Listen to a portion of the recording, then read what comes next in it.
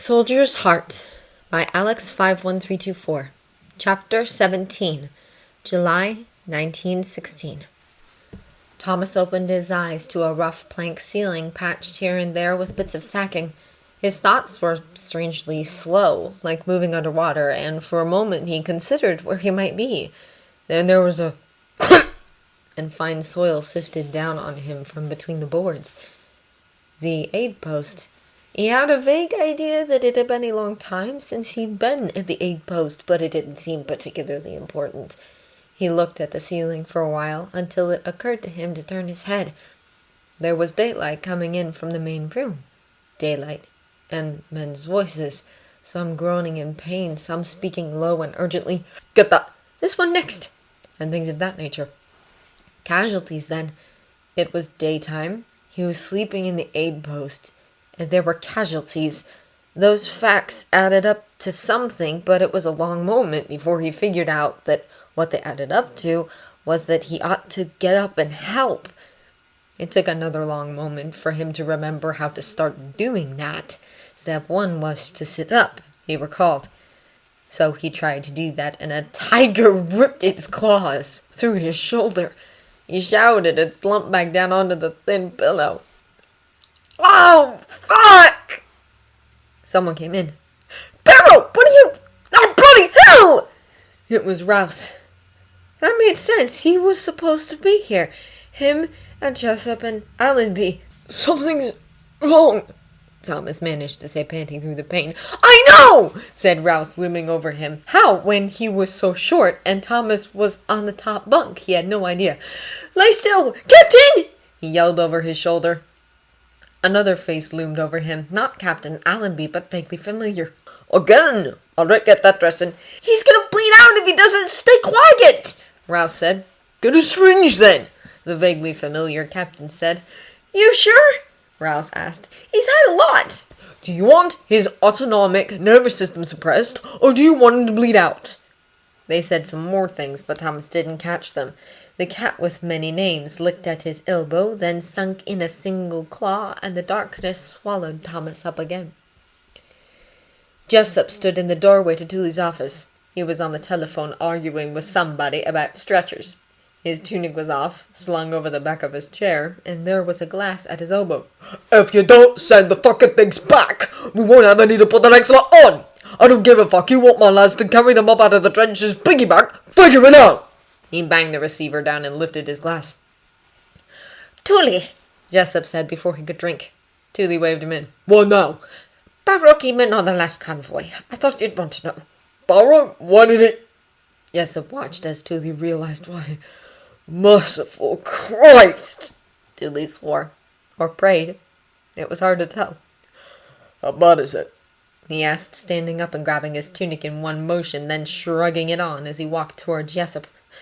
"Shoulder," Jessup said, falling into step beside him. "Walking case technically, but they gave him enough morphine to stop a horse. He kept trying to get up and work." Typical of the lad, really, and Jessup thought Tully might be glad to hear it, but he just gave him a baleful look. "Where is he?" "Out in the tent with the other walkers." The proper wards were jam-packed with stretcher cases. Most of the walking cases weren't even seen by a medical officer before they were loaded onto the next rearward convoy. "Fuck that!" said Tully. The lad was sitting where Jessup had left him, propped up against one of the tent poles. Jessup had left him a pack of cigarettes and a water bottle full of tea, but it didn't look like he'd touched either. Tully got down on the ground in front of him. "Son, how are you feeling?" Barrow raised his head slightly and mumbled something that might have been, "Oh, master." Tully reached toward the dressing on his shoulder, then sat back on his heels, looking around. Jessup grabbed a bottle of disinfectant from a nearby crate and handed it to him. "Apparently he's been sloshing the stuff on every time he comes round enough to think of it," Jessup said. "His uniform's soaked with it, but God knows how much he actually managed to get into the wound." Tully poured some of the disinfectant onto his hands. "Find another dressing." By the time Jessup returned with one, Tully had peeled away the old dressing, exposing a ragged, bloody hole just below the collarbone and halfway between the neck and shoulder. Barrow's head was drooping, his eyes half closed. "When?" Tully asked. "Morning," Jessup said. 0 + 1 or so. about 12 hours ago. His mate, the Rouse lad, was at the aid post, kept an eye on him. That can't have been easy, as busy as the aid post would have been. Teely grunted. As messy as fuck, but can't have hit anything vital, he said, pouring antiseptic into the wound. That had to have hurt, but the lad didn't react. What you could tell is he's still alive. Hey, an inch or two either way, the bullet could have hit the aorta or the jugular, or nicked a lung. He's right that infection is the thing to worry about. That and blood loss. It was slow enough for now, but a messy wound like that, you never knew when something else would spring a leak. Tooley rebandaged the wound, wiped his hands on a rag, and left the tent, beckoning Jessup to follow him. Once they were out of hearing of the other walking cases, Tooley said, Find me a bed. Jessup hesitated. It was their lad. He understood that, but they weren't putting walking cases on the ward. We'll be loading a convoy in a couple hours. He's not going. Tooley shook his head. They won't do anything we can't do here. Probably just put him on a train to belong without a second look. We'll keep him here until things slow down. Jessup didn't want to argue with him. You didn't make exceptions in a situation like this with casualties coming in faster than you could count them. You followed procedure because that was how you saved the most lives. But this was their lad. You sure? I sent him down there to get shot, Jess. Julie said. I'm not sending him to bleed out halfway to fucking belong stuffed in a cattle car with 60 other butchered kids. I'm not. He probably wouldn't bleed out, but somebody would. In the convoy that had brought Barrow from the collecting post, a journey of not much more than half an hour, at least 2 men had gotten on as walking wounded and been carried off as corpses. When you put 50 or 60 light cases into a cattle car, or a charabanc, or a hay wagon for a rough journey with little or no medical attendance, some of them were bound to develop fatal complications. A pretty way of saying die before anyone notices. It wasn't any less likely to happen to Barrow than to any of the others, nor any more likely. All right, Jessup said. Just find me a bed. I'm the fucking war master, and I want him on the fucking ward. I'm going. I get word to young Allenby. You'll want to have a look at him. Thomas was vaguely aware at a few points of the slog back to the collecting post, with Rouse propping him up like a human crutch and after dragging him along. And then of sitting alongside the road in a line of wounded men, and of squeezing into some kind of open cart and being herded toward a tent that glowed from within like a Chinese lantern, and then sitting again. Jessup may have been there at some point, and possibly even the wardmaster, but that part might have been a dream. The next time he really woke up, though, was to find himself on a ward. Someone had tucked him into one of the beds for some reason, and he tried to sit up, but someone said, Easy now, and pushed him back down with a hand on his good shoulder. Captain Allenby, if you move around too much, you'll start it bleeding again, and I've just got it stopped. That's right. He was wounded. That was why he was lying down. How? He said. He'd wanted to ask how bad it was, but the rest of the words swam away from him. Your friends brought you in, as far as the collecting post, Captain Allenby explained, and Sergeant Tooley wanted you put on a ward. It's not too bad, though. No signs of infection so far. We've just got to keep an eye on the bleeding. I'll be right back. He disappeared behind the screens that were set up around the bed. Screens. That was important somehow, but Thomas couldn't remember how before he went under again. It was about 2 a.m., only 24 hours since they'd left, when Rollins and the rest of the section stumbled back into the 47th. Well, most of them. Barrow had come back several hours before, and Drover never would. They had only a few hours before they'd have to go back out again, but when they finished stuffing some food down their gullets and the others began dragging themselves off in search of a flat place to lie down, Rollins went looking for Corporal Jessup instead. He found him in the courtyard, seeing off a rearward convoy. Rollins wondered if he might be too late. If Barrow might have been sent out on the convoy, that is, not the other kind of too late. But Jessup said, No, he's on C block, officer's medical. Rollins gave him a puzzled look. It's just where we had the place, Jessup explained. The wardmaster wanted him on a ward, and Captain Allenby's in charge of that one. We knew he wouldn't mind. Of course. Captain Allenby liked Barrow too. So he's all right then? Well enough. Jessup said. Go on then, but don't wake him if he's asleep. Even with the convoy having just left, C Block officers' medical was crowded, every bed full and stretchers placed in between them. An orderly who was doing patient checks replied when Rollins said as much. This? We're practically empty now compared to how it was. We had so many of 'em on the floor you couldn't hardly step for them. We'll be bringing them in from no man's land for days, Rollins predicted. We'd only cleared the area inside our wire when they sent us back. I'm surprised they did, the orderly noted. Oh, we were the first ones out in the morning, Rollins explained. You're looking for the VIP then? Down there? He nodded toward a set of screens set up around a bed at the far end of the row. Rollins gave him a look of alarm and he added, It's just so no one notices he's here in officers' country. Oh, of course, Rollins said. Barrow was asleep, tucked into the bed. He was paler than usual, and his right arm was above the covers, hooked up to a tube connected to a clear glass bottle hanging overhead. They'd put fluids in him then, something they only did when a case had lost a lot of blood. The bottle was empty now, so Rollins pulled out the needle. You were supposed to do that right away. If they woke up and started thrashing about, they could do themselves an injury. But he supposed the orderly on duty had plenty to occupy him. Might as well check the state of the dressing while he was at it, Rollins decided, and folded back the blanket. Fuck me! The center of the dressing was bright red, saturated with fresh blood, and the stain was growing by the second, widening in slow pulses. Orderly! Keep your trousers on, the man said, sticking his head through the screens. Oh, fucker now! Get the captain! Rollins said. The orderly would have a better idea of where to look for him than Rollins did. I'll stay here! Rollins had left his haversack in the mess, but he still had his own field dressing tucked into his pocket. He took it out now and used it to put pressure on the wound. Barrow chose that moment to wake up. Rollins, what are you doing here? Stopping you from bleeding out, Rollins said. Seems to be a habit. It had been Hutchins and Wallace who carried Barrow in from no man's land, but Rollins had done the first dressing on his wound.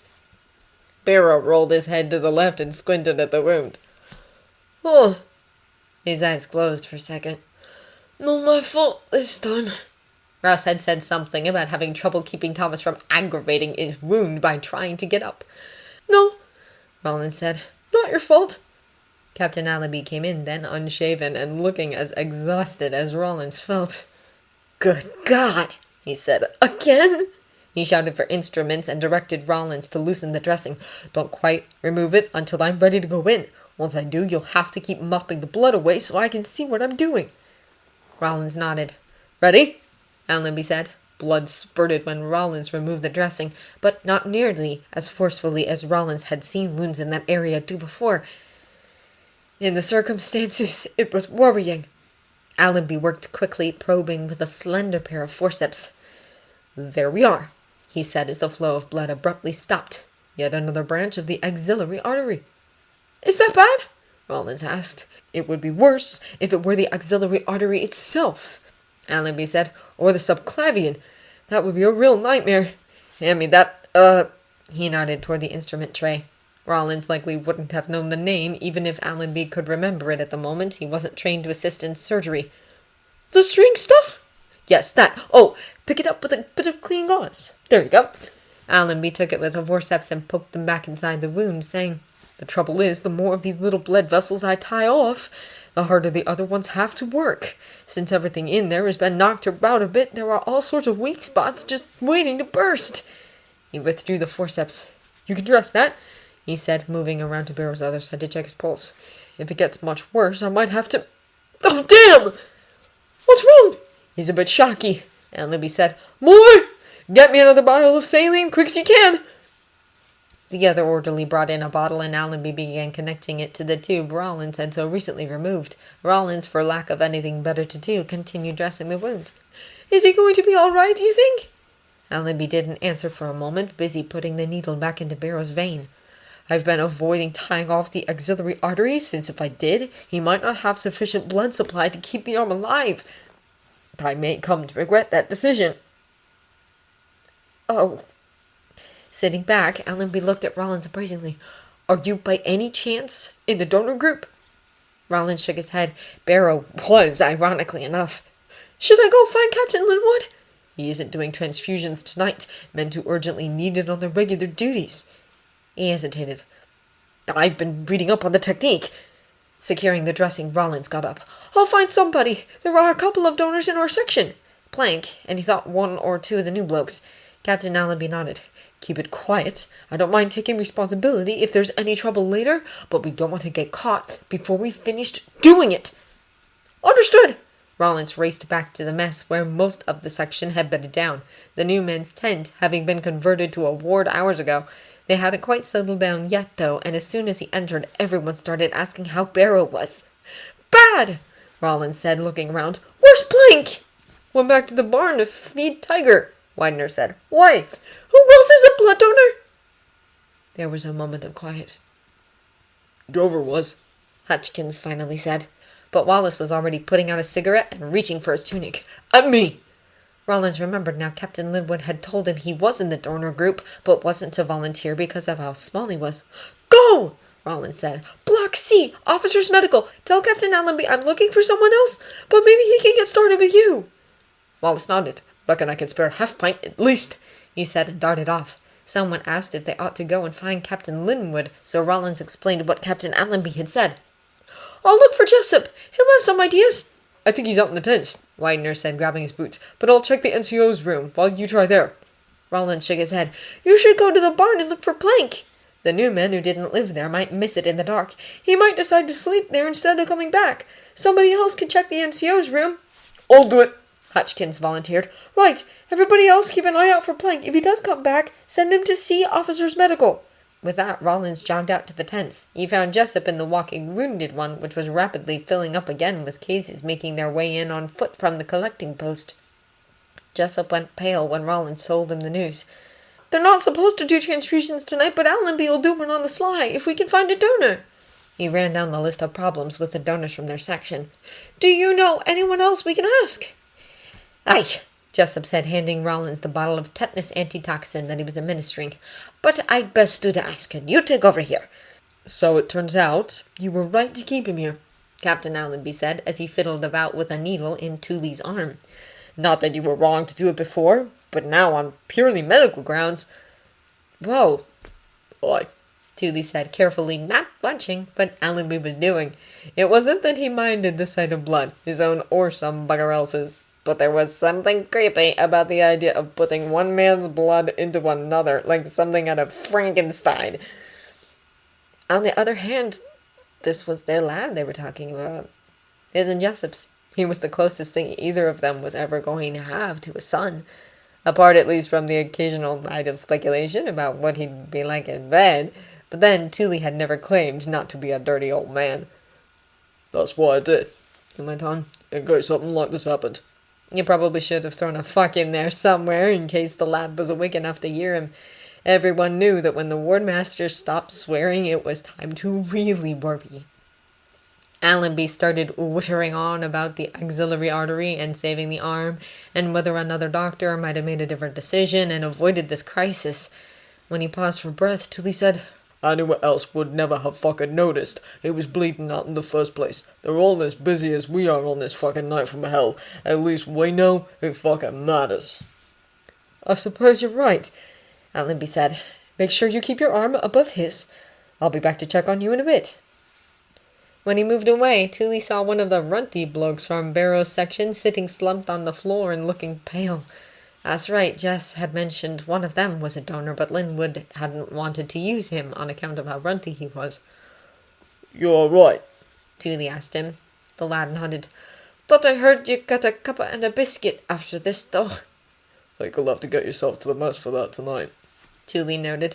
The runt nodded. Captain said I was to sit here for a bit. Tooley felt in his pocket for his flask, but he hadn't picked it up before leaving his office. Damn, he'd been thinking of offering the runt a nip, but now he knew he didn't have it, he wanted one himself too. He lit a cigarette instead and said, Best not try to carry stretchers tomorrow. I'll tell Barrow. Fuck. He wasn't going to be telling Barrow anything now, was he? Oh, take charge of your section. Rollins? Huh. I'll tell Rollins to push on something else. Receiving walking wounded, maybe. Not long after that, Allenby came back in with another of Barrow's men, the slow lad Plank. "The mess, sir, I think," he was saying. Allenby felt Barrow's pulse at his neck and his bad arm. "Doing all right, Sergeant?" "Sure," said Dewey. Good. Allenby listened to Barrow's heart with the stethoscope and nodded. "He's doing much better. I don't think we'll need you just now," he said to Plank. "Yes, sir. I don't mind." "I'd rather keep you in reserve," Allenby explained, "in case he starts bleeding again. In the meantime, you'd better go and get some rest. You can take Wallace with you and keep an eye on him." The runty lad started getting up, and Allenby told him, "Have something to drink first to replace the fluids you've lost, and eat some meat next chance you get to build your blood back up. And you shouldn't donate again for at least a week. Best to wait a month if there's anyone else available. All right?" "Yes, sir," said Wallace. Before he left, Plank leaned over Barrow loudly and said, "Mittens is all right. I opened 2 tins of sardines for him." Allenby shook his head slightly as the two lads left. "That cat," Tully explained, thinking of Barrow drunkenly blurting out that his mates were planning to get a cat. "Yes, he was telling me on the way here." Allenby sighed. "It takes a unique sort of person to carry wounded men off a battlefield all day and then walk half a mile to feed a cat." Unique was one way of putting it. Touched in the fucking head was another. After checking Barrow's bandages, Allenby circled round the bed to check Tully's pulse. "You're feeling all right? Any lightheadedness?" "Right as rain," Tully said. "We'll keep this going another few minutes then. After that, you should sit for at least 20 minutes. Half an hour, if you can manage it. Every once in a while, the donor will just keel over after one of these." Allenby paused. "Faint. I mean, not die. That would be awful." He laughed as he said it with an edge of hysteria to it. Well, it had been a long day for everyone, Tully supposed. "I'm sorry," Allenby said. "It's just... it would be awful. If that did happen, we'd never do a blood transfusion at all. But it's perfectly all right if they get killed trying to kill somebody else." He laughed again. "It's not funny." "You might want to get some sleep, son," Tully advised. "before too much longer." Allenby pulled himself together. "I expect you're right," he said. "It's not long till dawn now. Perhaps things will slow down a bit then." He left, presumably to check on another patient or two while the transfusion finished. Tully poked idly at the tube that was carrying his lifeblood into Barrow's veins. Still pretty creepy, he thought, and lit another cigarette. At the rasp of the lighter, Barrow's eyes fluttered open. "Stay down, son," the War Master said before Thomas had woken up enough to think of moving. He wouldn't have anyway. While he'd been asleep, he remembered what the screams meant. "You're all right." No, he wasn't, but Thomas decided not to argue about it. "I'm glad you're here," he said, or something like it. "Yeah." The Ward Master said. He was smoking a cigarette and held it out. "Want to puff off of this?"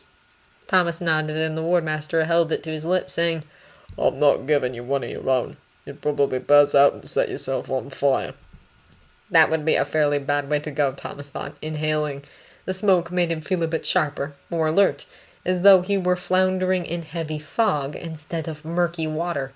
Looking over at the Ward Master, he noticed a tube running from the Ward Master's arm to his. "What's that?" he asked. "Blood transfusion," the Ward Master said. Obviously, but "Why?" "Because you're not doing a very good job keeping your blood inside your fucking body, son," the War Master said. Well, yes, but he didn't know why they'd bother not if he was dying anyway. But he supposed the Ward Master didn't want to talk about that. Thomas supposed he wouldn't either, if it were the other way round. It wouldn't be so bad, though. If there was an afterlife, Peter'd be there, and if not, he'd be in no position to care. Rollins would take it hard, though. "Rollins?" he asked. "Hey, it's fine. The Ward Master said. Took over running your section for you. They came back about an hour ago." He paused. "Blank wants you to know we fed the fucking cat. I guess that's been waiting on you." Thomas laughed, which made his shoulder hurt, and the Ward Master leaned over to check his dressing. Captain Allenby came in about then. "He's awake?" "Sort of," said the Ward Master. Allenby checked the dressing too. "You've been giving us rather a lot to worry about." "Sorry." Thomas said vaguely. He understood that they were trying to make light of the situation, but he'd have rather they found a way to do it other than pretending he was dying on purpose just to annoy them. "We win yet?" Allenby asked, withdrawing the needle from his arm. "The war," he explained. "Wasn't this supposed to be the day we started winning?" Didn't quite go the way the brass planned, son, the War Master said. but don't worry about that now. "I heard there have been some gains," Allenby added, "but not like they were hoping, no." "Guessed that when they all started falling back into the trench," Thomas noted. Allenby made a small questioning sound, and the Ward Master explained. Casualties. Some of the poor buggers didn't even make it over the fucking parapet before they were shot. Allenby pressed his fingers to the crook of Thomas's elbow, checking his pulse obviously, but it felt nice. He closed his eyes for a moment. He opened them again when the Ward Master lit another cigarette. That reminded him of something. Peter's lighter. He wanted to hold it, maybe the cigarette case too. He reached for his pocket, careful to use his good arm, but they'd changed him out of his uniform. "Where's my stuff?" he asked. "My lighter, stuff," he clarified. "I need it." "Oh, sure, son," the War Master said. "Yep." He leaned over and gave Thomas another drag from his cigarette. That wasn't the point, but Thomas took it. After blowing out the smoke, he added, "It was Peter's." "The lighter? "Yeah," I'll try and find out where it went," the War Master said. "I want it with me. When—" He supposed they could bury it with him if they didn't find it in time. "All right, son. Don't worry about it now. You need your rest." He nodded a little and closed his eyes again. After Jessup returned to the Walking Wounded tent to relieve him, Rollins headed for C Block to check on Barrow again. He knew he ought to go and rest instead. Hadn't the Wardmaster made a speech about that very thing? But he couldn't help feeling like it had been a stroke of providence that he had been there to see that Barrow was bleeding. Besides, one of the wounded had given Rollins his tin of strengthened snuff, saying, "Looks like you need this more than me now, mate." And after taking a pinch of it, he felt like he could keep going for days. Weeks, if necessary. He did hesitate a little, though, when he saw the Wardmaster sitting by Barrow's bedside. "He's all right," he told Rollins. "Oh, good. I just came to check, you know?" The Wardmaster nodded. "I should tell you to go get some rest, but I might get a fucking habit not to give an order I wouldn't follow myself." "I couldn't sleep anyway," Rollins admitted. "Have you tried this stuff?" He took the tin out of his pocket and displayed it. Probably not wise, but honestly he felt a bit giddy. "It's like magic." "Oh, hell yes," the Wardmaster said, holding out his hand for the tin. He took a substantial pinch. "Takes me back. Diggs lived on the shit in South Africa." It took Rollins a moment to remember who Diggs even was. He was still working at the 47th, but since Lamble's death, he'd become such a complete non-entity that Rollins had almost forgotten he existed. Captain Allenby came in about then, and the Wardmaster handed him the tin, saying, "This'll cure what ails you." Allenby raised his eyebrows at it, but took a pinch. "Don't give him any," he warned, nodding at Barrow. "We're having enough trouble keeping him quiet without giving him cocaine." After snorting it, he moved to hand the tin back to the Wardmaster, who gestured to Rollins. Allenby gave it to him, saying, "Be careful with that. It can give you a heart attack if you overdo it." Rollins nodded, and the Wardmaster heaved himself up out of the chair. "If you're keeping an eye on him, I'd better get back to work." To Allenby, he said, "You need me again, you know where to find me." Allenby nodded, and once the Wardmaster had left, updated Rollins on the case. "He's out of danger now, but we'll want to keep an eye out for another bleed." He checked his watch. "I'll give him some more morphine in about an hour. Until then, if you can make sure he doesn't try to get up." "Yes, sir," Rollins said. Lowering his voice, Allenby added, "Oh, and we're not mentioning Drover, if we can avoid it." Yeah, Barrow wasn't going to take that well. "I understand." After Allenby left, Rollins took over the Wardmaster's vacated seat. After a while, he noticed he was nervously jogging his leg up and down and forced himself to stop. It was actually a little dull sitting next to Barrow while he slept. When the orderlies actually on duty in the ward started getting patients ready to go out on the next convoy, Rollins went out and helped them a bit. But as soon as he wasn't watching Barrow, he started worrying that he was bleeding out again, so once they started taking them out, he hurried back to Barrow's bedside. Barrow still looked asleep, but when Rollins checked his dressing, he said, Convoy? "Yeah," Rollins said. "They're running them all night." Barrow reached for his cigarettes, a gesture Rollins knew well since he did it often enough. But since they'd taken him out of his uniform, he wouldn't have them. Rollins got out his own and handed Barrow one. Where's my lighter? Rollins didn't have the faintest idea and offered Barrow his own instead. Barrow squinted at it for a moment until Rollins realized he was already holding the cigarette in the only good hand he had. I'll get it. Here. He held the flame to the tip of the cigarette, and together they got it lit. Barrow smoked for a moment or two, but then said, I need mine, though. True enough, Rollins wasn't going to be able to sit here with him forever. Keep mine, he suggested. He could get some matches somewhere. Barrow shook his head. I need mine, he repeated. It was Peter's. Oh. I'll look for it, Rollins promised. God knew whether he'd actually be able to find it, but once he was feeling better, Barrow would understand if he couldn't. Right now the main thing was that he didn't worry himself over it. "'Kay," said Barrow. He shut his eyes and Rollins would have thought he'd fallen asleep again, except that he kept moving his cigarette unerringly between his mouth and the dish, showing evidence of prior use as an ashtray, which Rollins had put on the blanket for him. Once he'd finished the cigarette, he said, "You're gonna look for it? It was Peter's. Gave it to me so he could always light 'em for me. I'll look for it," Rollins said again. Did Barrow want him to look for it now? Perhaps he should. The ruined uniforms would be burned sooner or later. "Once they finish loading up the convoy, I'll ask the orderly where your uniform went." "All right. Suppose I can wait that long." He didn't sound too certain about it, but Rollins said, "You'll manage." He wondered if Barrow might take it into his head to get up and look for the lighter himself, but fortunately he drifted off again. Before long, the sounds of convoy loading, footsteps, grunts of effort, questions about, "Are we taking this one?" stopped, and Rollins heard the orderly for this ward sigh wearily and start stripping beds. He went out and helped with a few before asking, "Do you know where his personals might have got to?" He nodded toward Barrow's screens. The orderly shrugged wearily. "Don't know." Rollins offered him the snuff. He took some and brightened up considerably. "Say, that's pretty good. Let's see." He pointed to a stack of pay books on the desk in the middle of the ward. "If he's in there, his uniform went out to the burn pile. No idea if they burned it or checked for personals before they did. Sorry." Rollins checked through the pay books. There weren't many of them. "His isn't here." "Sink room, then," the orderly said. "Started throwing them in there when we stopped having time to fish out the playbooks. Anything that was in his tunic should still be in it. Trousers, God knows. Could be in there, could be in the burn pile, could be in the laundry."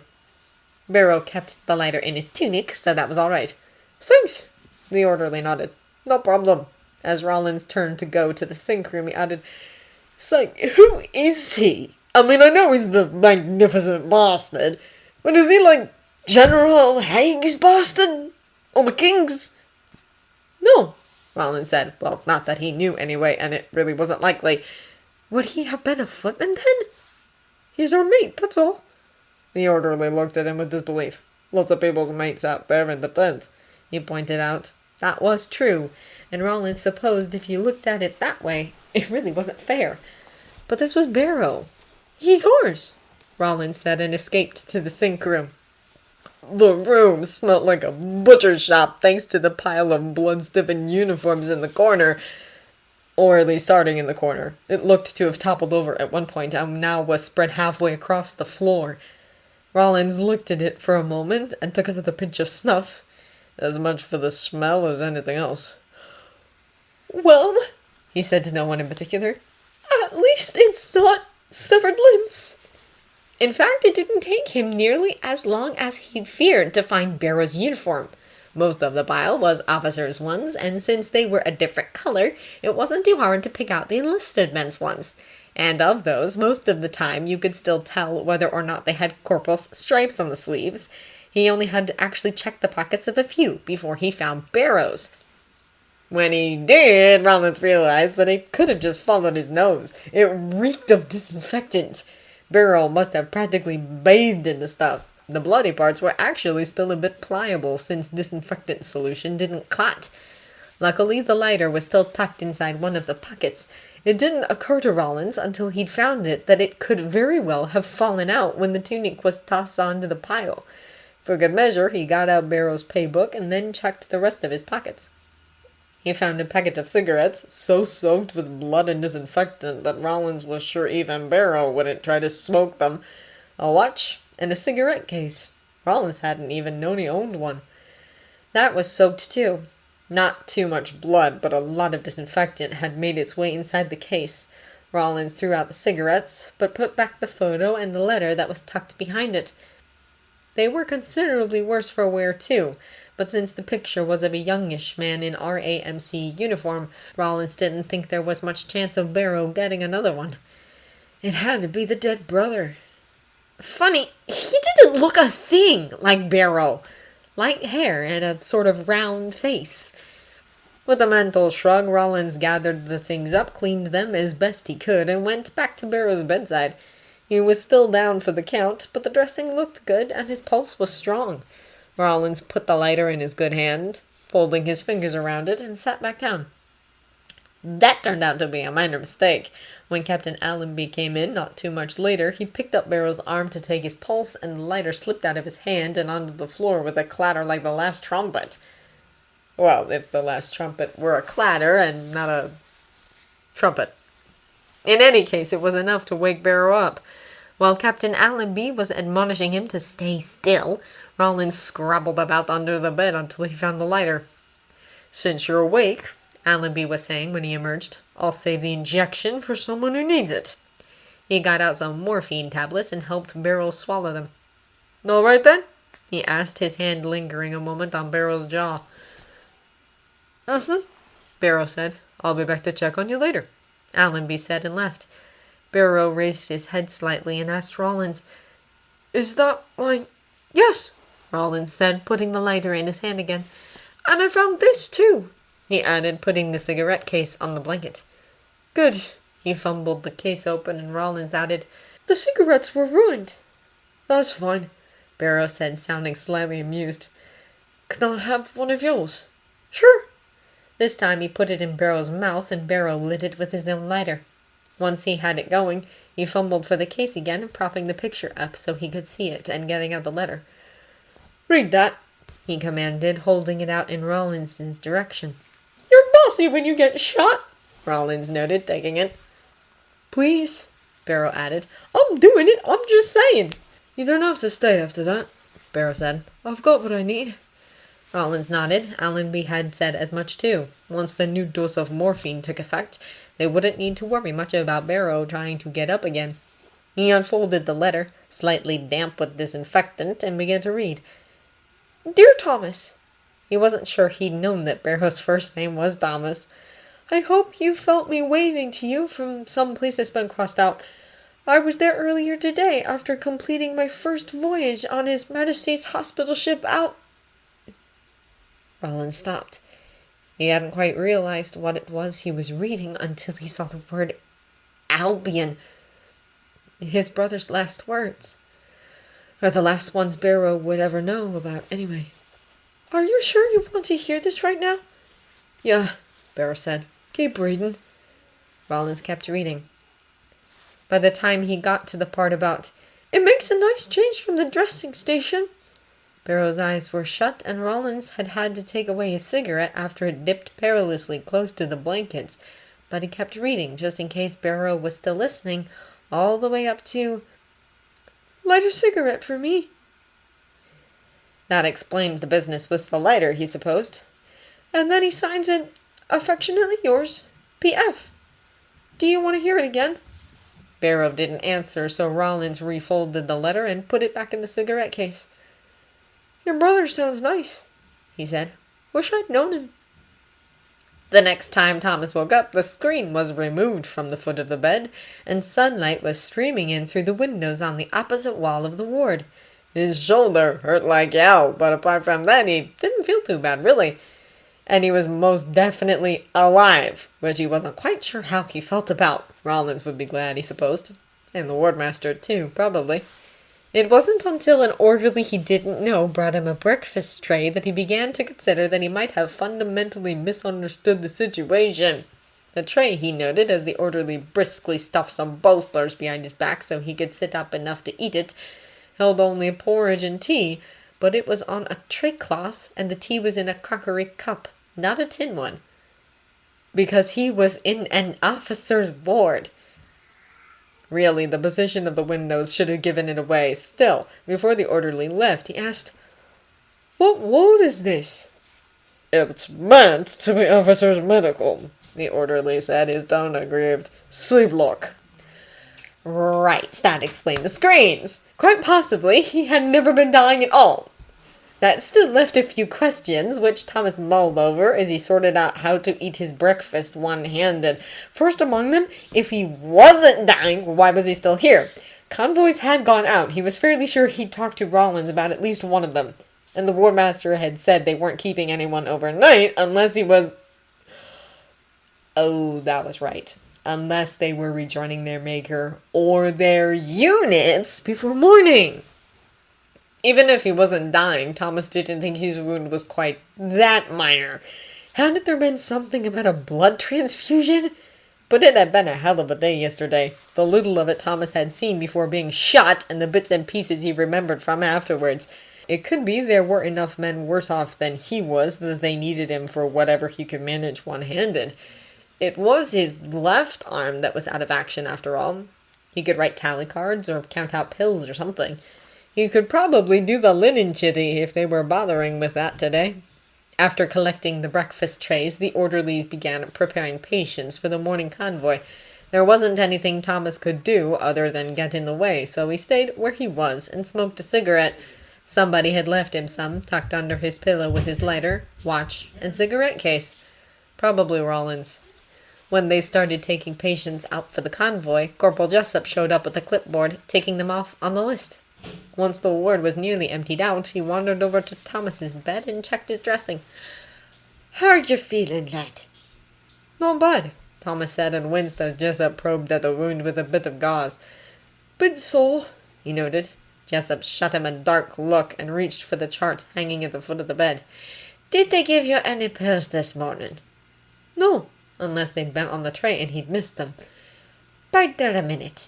He left and returned a moment later with a bottle of morphine tablets and a glass of water. "I'm not going to be good for much if I take those," Thomas pointed out. The look Jessup gave him was surprisingly tender. "You've done enough, lad. Just rest now." Maybe he'd been wrong about the dying thing, he thought, as he swallowed the pills Jessup gave him. This was very confusing. "It's not that bad, is it?" he asked. "Not now," Jessup said after a moment. "You gave us all a bit of a scare last night." "Oh. Turned out to be a right good thing Tully kept you here," Jessup added. "Rollins and young Captain Allaby kept an eye on you most of the night, but they've got their heads down now and your mates are back on duty before long. So you just be quiet and don't do anything to tear this open again. All right." "All right," Thomas agreed. What had he done before to tear it open? He vaguely remembered staggering around the aid post, or maybe it was the collecting post, looking for disinfectant. Probably that, though it had seemed a good idea at the time. Where his wound was, there wasn't anything they could cut off if it got infected. "You got it cleaned out well enough yesterday," Jessup added, which rather confirmed Thomas's guess about what he'd been alluding to. "And I'll come along and change the dressing on it later, unless Tully gets to it first. Or Allenby." Thomas nodded sleepily. The morphine was starting to creep up on him, and he was asleep again before he'd noticed Jessup leaving. After seeing off the convoy, Jessup was due back in the walking wounded tent, but instead of going there, he grabbed some bread and tea from the mess and took them into Tully's office. He was near sure the man hadn't slept, and he at least needed something in him that wasn't alcoholic. What with having had the blood drained out of him especially. Thule was on the telephone when he got there, but started clearing a spot on his desk for the food. Yes. Yes, so we can take more if we get the supplies for them. We're sending them rearward almost as fast as we get them, but every one of them takes a fucking blanket and a stretcher with them. Uh-huh. Yeah. Morphine, too. We're giving it out like it's fucking sweeties. Yeah, I'll send over a list. He banged the receiver down, shaking his head. Advanced stores is out of everything, he said, reaching for a piece of bread and cramming it into his mouth. Thwaite's got to find base stores. Fuckers won't listen to me. Jessup nodded. It was an ongoing torment to Thule that the behind-the-lines units didn't grasp that he actually ran the 47th. Gulping down some of the tea, Thule asked, How's the lad? You see him? He's all right, Jessup said. Hadn't had any morphine for about 6 hours, and I think he was planning to get up and work. Christ. You got him settled down. Course, I'll have a word with him later, Thule said. What have we got coming in?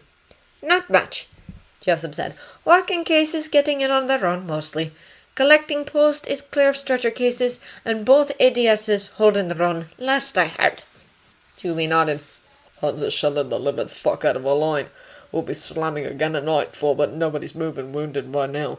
Barrow section's job for the day is to rest and get ready to go back out at dusk. Ward sections get as close to clear as we can manage before the next lot start coming in. He paused. Except for Barrow. We're keeping Barrow. Across the way if you'd rather. The War Master was saying. Just for a couple more days. The screens were back up around Thomas's bed, but the light coming in through them suggested it was much later in the day. He could see the Ward Master and someone else silhouetted through them. I think he's fine where he is, Captain Allenby replied. It's a bit easier to keep an eye on him in the smaller ward, especially if he keeps getting visitors around the clock, and nobody's complained. Any trouble about the other thing? From Linwood or anybody? Oh, that. No. Ran into him in the mess, actually, and he didn't tear my head off, so either he hasn't heard, or doesn't mind. Oh, good. Allenby moved off, and the wardmaster stuck his head around the screens. All right there, son. Thomas nodded. Joseph said I wasn't supposed to get up. He's right, you're fucking not. The wardmaster said, coming the rest of the way through the screens. He was carrying a dressing tray. Let's see about that wound of yours, When the wardmaster peeled away the old dressing, Thomas tried to get a look at his wound, but the spot it was in, he couldn't see it very well. That's fine, the wardmaster said. Don't go and fucking septic or nothing. This is gonna sting. He added, applying disinfectant. It did. Fuck! Thomas said. Pretty sure that hurts worse than getting shot. Yup, the wardmaster said. Yeah, sit up. Careful now. Oh, right. There'd be an exit wound on his back. He said as much, and the wardmaster replied, This one's the entry wound, actually. Really? It had felt like he'd been hit in the chest. Yeah. Bullet bounced off your shoulder blade and picked up a bit of a wobble. Is why it did so much fucking damage on the way out. He applied some antiseptic there, too. Probably fractured, but the x-ray's tied up with surgical cases, and it's not like we'd do anything other than immobilize the bugger anyway. The shoulder blade was fractured, Thomas guessed, not the bullet. That sounded like it would take more than a couple of days' convalescence, though. Are you gonna send me away? The wardmaster settled him back against the pillow. We're keeping you here for now, he said. That wasn't a no, and Thomas realized suddenly that he didn't want to go somewhere else and be looked after by strangers. He wanted to stay here with Rollins and the wardmaster and Jessup and Allenby and even the goddamn cat. But he couldn't say that, could he? Oh, everybody else is just as fucking busy as we are, the wardmaster added. And we want to make sure you're looked after properly. Right. They were busy, and he couldn't expect to keep taking up space in the ward while he got better. But what if... I could go back to the barn, he blurted out. Convalesce there. Not just yet, but once I'm a little better. The others could look after me. Son, the wardmaster said very gently. I could walk back in for dressing changes, he added. Maybe help out a bit. The wardmaster looked pained. I'm pretty sure you've got a blighty one, son. Shoulder wounds are tricky, but I'm pretty sure. Oh, eyes stinging, he shook his head. I don't want to go, was the end of that sentence, but when had it ever fucking mattered what he wanted? Yeah, The wardmaster said. He finished putting the new dressing on and sat back to light a cigarette. 2, actually. He handed one to Thomas. I'll make sure they know we want you back if it's possible. But I'd wager you're looking at a long time before you are fully used to that arm. He took a long pull on his cigarette before adding with obvious reluctance, If ever. That was worse than he thought. You couldn't even be a footman without 2 good arms. Oh, he said again. Yeah, it's fucking shit, but that's how it is. He shook his head. We're keeping you here until things slow down, or we're damn sure you're done hemorrhaging and there's no sign of infection. The way things are right now, once we put you on a convoy, it could be days before anyone takes a good look at you. Thomas nodded. I see. It's gonna take a specialist to look at all the ligaments and shit, figure out what you could expect. That probably means a base hospital, at least. It took ages to get sent forward again from a base hospital. That was why the dressing and casualty clearing stations had space for short-term convalescence, normally. From there, it's a good chance they send you home. Home. He supposed the prospect would be tempting, if he had one. Well, that's something to look forward to. Yeah, said the wardmaster. He seemed to be making as much of an effort to sound cheerful about it as Thomas was. lucky sod. Anna, Mr. Carson said. He was at the head of the servants' hall table, handing out the post. He passed her item to Miss Hughes. Her eyes fell on it as she handed it on to Anna. Is it? It was a field postcard, Thomas's name scratched at the bottom. Not in his hand. It's from Thomas, she confirmed and went on to read aloud the pre-printed phrases that had not been crossed out. I have been admitted to hospital, wounded. I am being sent down to the base. It's dated the 3rd. She looked around the table at the others. What do you suppose that means? I expect, said Miss O'Brien acidly, that it means he's been wounded and is being sent down to the base. Yes, thank you, Miss O'Brien, said Miss Hughes. How badly wounded is what we'd like to know. Anna handed her the card. It's not his writing. She looked at it. No, it certainly is not. Perhaps we'll hear something more soon, Mr. Bates suggested. Maybe, but he'd crossed out the line about a letter following at first opportunity. We should write to him to cheer him up, Anne said. I expect the letters will catch up to him at the base if he's already gone. A short while later, when Lady Mary's bell rang, quite early for her, Mr. Carson stopped Anna at the foot of the stairs and handed her another field postcard. Lady Mary may want to see this before she comes down. Of course. She took a peek at it as she hurried up the stairs. It was from Mr. Matthew, as she'd guessed it must be, and said, Quite well, and letter follows. There was no particular reason Lady Mary couldn't read that at the breakfast table, but perhaps Mr. Carson had scrupulously averted his eyes from everything except the address. Lady Mary was sitting up on the edge of the bed, her dressing gown across her lap. Good morning, my lady, Anna said. Good morning, Lady Mary replied with a sigh. Has the post come yet? It has, Anna said, and handed her the postcard. Mr. Carson thought you'd want to see this right away. Lady Mary went even paler than usual when she saw it, but then brought a hand to her mouth, letting out an "oh" of relief as she read it. He's all right. It doesn't say whether he was involved in the fighting or not. Of course it wouldn't, but he's all right. Wonderful news, my lady. Going to the wardrobe to get out Lady Mary's dress for the day, Anna asked, May I tell the others when I get back down? They'll all be glad to hear it. Of course. As she dressed her, Anna told Lady Mary, We've had a field postcard from Thomas as well. He says he's been wounded. How dreadful. Yes, my lady. Of course, it doesn't give you any idea of how serious it is, so we're hoping he writes soon. Papa could check with the War Office, Lady Mary suggested. Perhaps if we haven't heard from him after a while, Anna said. I wouldn't like to trouble his lordship. Privately, she thought that the War Office likely had a great deal else to be concerned with at the moment. Casualty lists from the Somme offensive were starting to come out, and they were staggering.